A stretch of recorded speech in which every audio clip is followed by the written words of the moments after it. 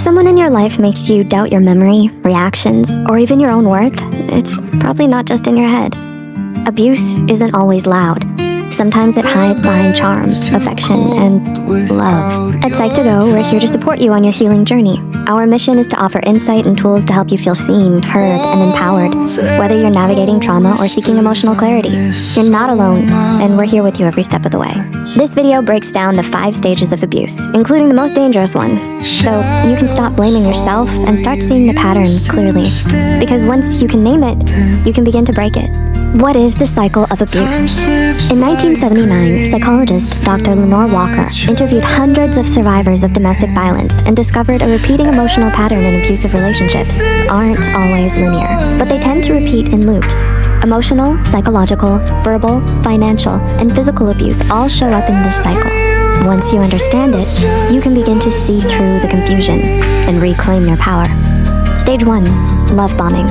In the beginning, everything feels perfect. They shower you with love, attention, compliments, even gifts. You feel seen, chosen, and deeply wanted. During a vulnerable time in your life, you're grieving, burnt out, or just feeling unseen. And this person seems to offer comfort, stability, and devotion. But the affection isn't about intimacy. It's about dependency. The intensity is designed to bond you to them quickly. So when things shift, you'll cling to what you thought the relationship was. Stage 2. Tension building. Then something changes. You feel like you're walking on eggshells. Their tone sharpens, their patience shortens. You begin adjusting your behavior to avoid setting them off. Sarcastic remarks, dismissive jokes, or sudden coldness leave you unsettled. You blame yourself, thinking maybe you're the problem. But these aren't just mood swings. This is your body responding to emotional instability. You might hear, "You're too sensitive. It was a joke. I said that because I care about you. You're always looking for problems. If you cared about me, you'd do what I asked." These comments slowly erode your self-trust, and they prepare you to doubt your instincts when the real harm begins. Stage 3. The incident. The most dangerous stage. This is where the tension erupts into harm. But harm doesn't always mean hitting. It can look like verbal abuse, name-calling, threats, yelling. Emotional abuse, silent treatment, withdrawal, isolation. Financial abuse, taking or controlling your money. Physical violence, throwing objects, slamming doors, hitting. Or psychological abuse, guilt-tripping, manipulation, gaslighting. Gaslighting especially is designed to sever your connection to your inner truth. If you stand up for yourself, they'll twist your words, deny what happened, or make you feel irrational. This is also known as DARVO. It stands for Deny, Attack, and Reverse Victim and Offender. It's a manipulation tactic where someone denies their harmful behavior, attacks the person pointing it out, and then shifts the blame onto the victim, making them seem like the wrongdoer. This is often used to avoid accountability and confuse the situation. You might start thinking, maybe I did overreact. Maybe I am too much. Maybe it really was my fault. But that's the trauma talking. Gaslighting is meant to break your trust in yourself, and that damage doesn't heal overnight, but healing is possible. Your intuition isn't gone, it's just buried under layers of survival. This stage is the most dangerous because it's when the abuse escalates and you lose yourself and your self-trust, which binds you to the abuser. They don't want loyalty or love, they want control and compliance. But even when part of you can see the manipulation and unfairness and wants to leave, this next stage makes it difficult because of stage 4, reconciliation. After the incident, the abuser often becomes affectionate again, apologizing, crying, or blaming stress.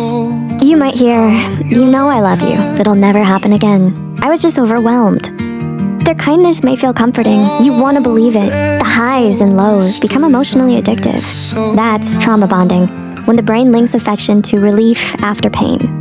It creates a chemical confusion. You start craving their love to heal the harm they caused, but this isn't love. It's emotional survival. And once you understand that, the illusion starts to crack. Stage 5, calm. Everything seems to settle. They may act attentive again, or at least stop the harm. You start to think, maybe it was a one-time thing. Maybe you're finally okay. But this calm isn't healing. It's the reset before the next loop. During this time, the abuser often minimizes what happened, blames you or outside stress, makes excuses or avoids accountability.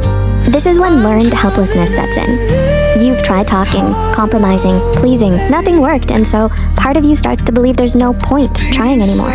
But let's be clear. You are not helpless. You're tired. You are not broken. You've been worn down. The longer the cycle continues, the harder it becomes to see the exit. But clarity can change everything. Rebuilding begins with truth. If any part of this cycle feels familiar to you, please know you're not crazy and you're not weak, and you are absolutely not to blame. You've been surviving something that was designed to confuse you, and survival can make you do whatever it takes to stay safe, including doubting yourself. But healing is possible. You can learn to trust yourself again. You can feel safe in your own mind and body, and you can begin again. Even watching this video is a step toward truth, toward safety, toward you. Have you ever seen or experienced a relationship like this? If you feel safe doing so, share your story in the comments below. Your truth may help someone else find theirs. If this video brought you clarity, please like it, share it, and subscribe for more insight, validation, and healing. Thank you so much for being here. Your presence helps us grow a more compassionate and informed community. You matter. You are not alone. And you are never too far gone to begin again.